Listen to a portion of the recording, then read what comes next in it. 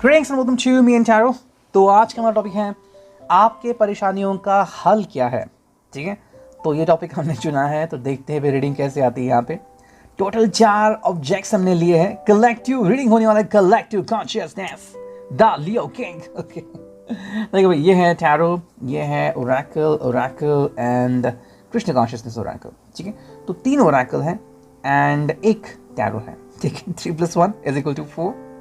ठीक है, तो चलो हम देखते हैं कि रीडिंग यहाँ पे क्या आती है। देखो, हमें कई बार कई सारे सवाल परेशान करते हैं, है ना, लेकिन उनके जवाब नहीं मिलते। तो हम सोच रहे थे कि भाई जवाब क्या है उनके, कैसे जवाब मिलेंगे, वगैरह वगैरह चीज़ें। तो यहाँ पे हम फोकस कर रहे हैं कि वो सारी इन्फॉर्मेशन हमें कैसे ना कैसे तो मिल जाए। ठीक है, तो वही हमारी कोशिश यहाँ पे चल रही है। So let's connect with the reading. चलो फिर लेते हैं ये ऑब्जेक्ट। सबसे पहले मैं करता हूँ क्लिनजिंग।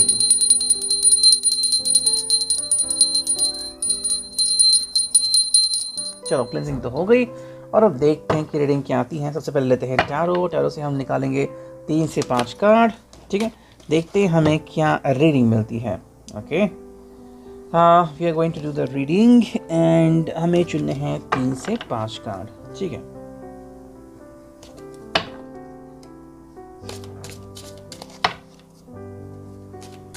हाँ, 2 कार्ड तो आ गए और हमें 2-3 कार्ड चुनने हैं।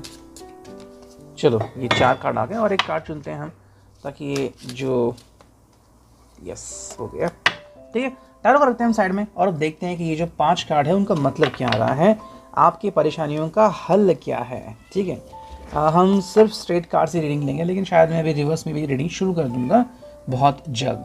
ठीक है, लेट्स गो।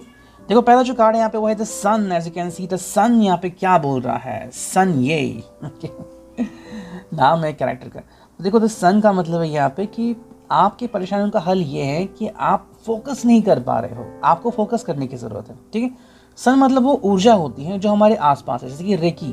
ठीक है, रेकी जो एक ऊर्जा है वो हमारे आसपास होती है, लेकिन बहुत लोग इसको समझ नहीं पाते। रेकी कुछ जादू ही नहीं है, फिर कुछ मिराकल नहीं है। अगर आप इसे सीखते हो तो रेकी आप आसानी से किसी को भी दे सकते हो। किसी को दर्द हो रहा है, किसी को कोई प्रॉब्लम है, समस्या है, नींद नहीं आ रही है, वो सारी समस्या आप चुटकियों में सॉर्ट आउट कर सकते हो। उसके लिए क्या जरूरी है, रेकी, लेकिन पहले आपको उसे सीखना पड़ेगा। उसी तरीके से द सन का मतलब है कि your focus is somewhere is not good. शायद आप परेशानियों से घिर चुके हैं, कई लोग आपके बारे में कुछ सवाल क्रिएट कर रहे हैं, उनके जवाब देने में ही आपकी सारी ऊर्जा खर्च हो रही है। ठीक है, देखो, आप जैसे हो वैसे हो, आपको ये डिफाइन किसी को भी करने की जरूरत नहीं है।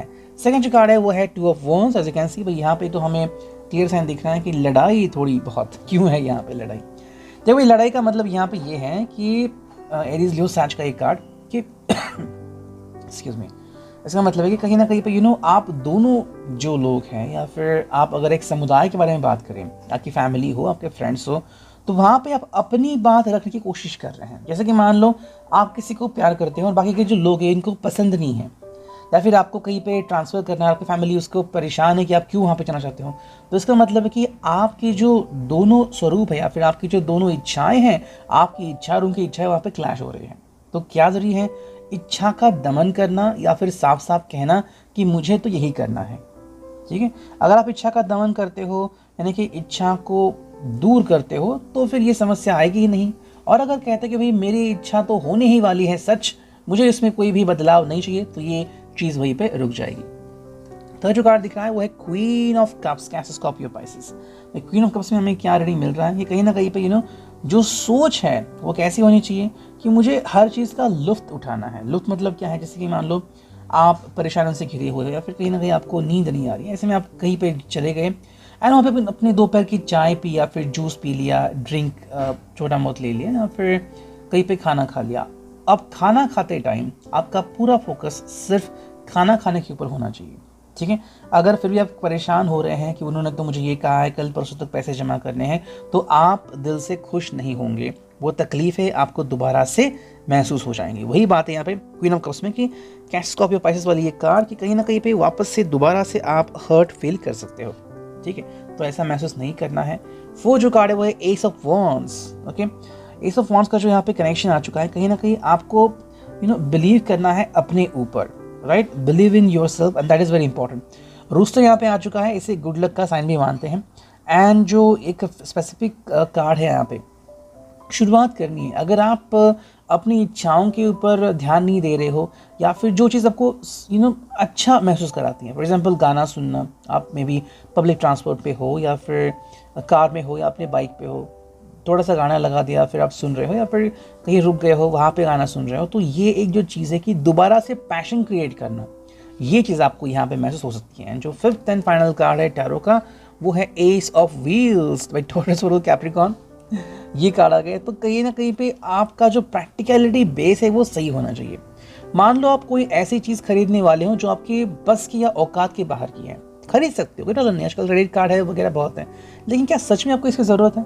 अगर है और आपने इसे खरीदा और आपको इसका फ़ायदा हुआ तो बहुत अच्छे से। आई थिंक मैंने न्यूज़ पढ़ी थी कि कोई व्यक्ति था, वो लॉकडाउन के पहले गैरेज में काम करता था, उसका खुद का गैरेज था। लॉकडाउन के टाइम वो सब बंद पड़ गया, अब कैसे क्या करेगा? पता चला डैड की जो खेती है वो अभी अधूरी है, तो कहीं से सीख गया खेती कैसे करनी है। वहाँ पे ज़्यादा पानी नहीं था, व्यवस्था की, आज अच्छे से पैसे कमा रहा है। ये कैसे हो गया? प्रैक्टिकल डिसीजन ले लिया। ये नहीं कि मुझे कहीं पर भी पैसे इन्वेस्ट करने हैं, लाइक ऑनलाइन गेम्स जहाँ पे पता नहीं पैसे आएंगे नहीं आएंगे। ठीक है, तो ये था रिगार्डिंग दी टैरो। और अब देखते हैं यहाँ पे एनिमल ओरेकल से हमें क्या रीडिंग मिलती है। चलो हमें बस 2 या 3 कार्ड चुनने हैं। चलो ये आ गया पहला कार्ड, या फिर 2 ही कार्ड चुनते हैं हम। ठीक है, ये आ गया दूसरा कार्ड। ठीक है, आप इसे 1-2 पाइल भी कह सकते हैं। ठीक है, कि अगर किसी को एक पाइल चुननी है तो भाई पहला कार्ड जो आएगा वो आपकी फर्स्ट पाइल के लिए, दूसरा कार्ड जो आएगा सेकंड पाइल के लिए। ठीक है, देखो ये जो कार्ड है वो है मॉथ, ओके, यानी कि जिसमें बटरफ्लाई भी कहते हैं। The rainbow of light and positive energy expands my consciousness. My dreams are emerging to guide me on my path. I pay attention to my dreams. भाई आपके सपने, आपकी इच्छाएं, जो मैंने कहा वही यहाँ पे दिखाया गया है कि आपके सपने की तरफ आप अट्रैक्ट हो रहे हो, आपका सपना पूरा करने की लिए कोशिश कर रहे हो, या फिर किसी ने कुछ कहा इसलिए सपने को छोड़ रहे हो। जो स्टोन आ गया है यहाँ पे वो है मून स्टोन, यानी कि भाई क्या आपको अपना सपना याद है, और क्या आपको लगता है कि आपको अपना सपना पूरा करना है? अगर आप कहीं पे अपना सपना पूरा करने का जो ये ख्वाहिश है अगर अधूरी रह रहे हो तो तकलीफ है यहाँ पे, इसीलिए कार्ड आ गया यहाँ पे। एंड जो मून स्टोन है वो आपको इसमें हेल्प कर सकता है। सेकंड जो कार्ड है यहाँ पे वो आ गया है whale. It is easy for me to hear subtle sounds that help me create my reality. I receive messages and guidance through intuitive hearing and sound.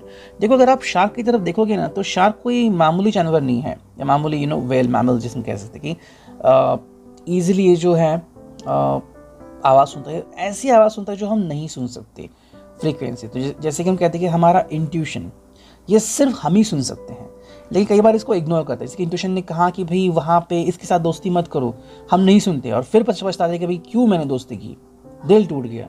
तो बताया था पहले कॉन्शियसनेस, लेकिन हमने उसे मालूम नहीं किया, उसको ध्यान में नहीं लिया।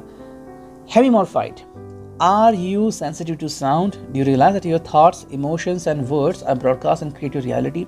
भाई जो आप सोच रहे हो, जो चाह रहे हो, जिसे आप देख रहे हो, वो एक रियलिटी बनती है। लेकिन अगर आपने रियलिटी को अगर मैनिपुलेट किया, दिख रहा है कि ये पर्सन सही नहीं है, फिर भी उसे दोस्ती करनी है, तो प्रॉब्लम क्या हो जाएगा? ठीक है, तो कहीं ना कहीं आप अगर गलत इंसान के साथ घूम रहे हो, गलत इंसान के साथ कम्युनिकेट कर रहे हो, तो प्रॉब्लम हमें यहाँ पे बताई गई है। ठीक है, ये हो गया एनिमल अलाइज के लिए। ये अभी आ गया है आज ओरेकल डेक। देखते हैं यहाँ से भी हमें क्या रीडिंग मिलती है। चलो करते हैं कार्ड्स की शफलिंग। हमें बस चुनने हैं 2 से 3 कार्ड। ये आ गया पहला कार्ड, और एक चुनते हैं दूसरा कार्ड। ठीक है, चलो ये आ गया दूसरा कार्ड। ठीक है, देखते हैं यहाँ से हमें क्या रीडिंग मिलती है। पहला जो कार्ड है,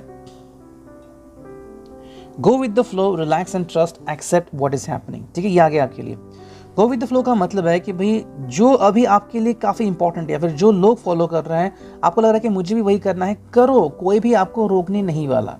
ठीक है, सो एक काफ़ी सही कार्ड यहाँ पे आपको बता रहा है कि आपको फ्लो के साथ एडजस्ट होना है। इसका आपका दिल कह रहा है कि नहीं मुझे बाकी लोगों के साथ जाके पार्टी करनी है, करो, फिर कौन मना कर रहा है, लेकिन उसके अंजाम जो होगा वही भुगतने के लिए तैयार हो। ठीक है, तो गो विद द फ्लो का मतलब ये नहीं होता कि you can do what ever your mind says, नहीं।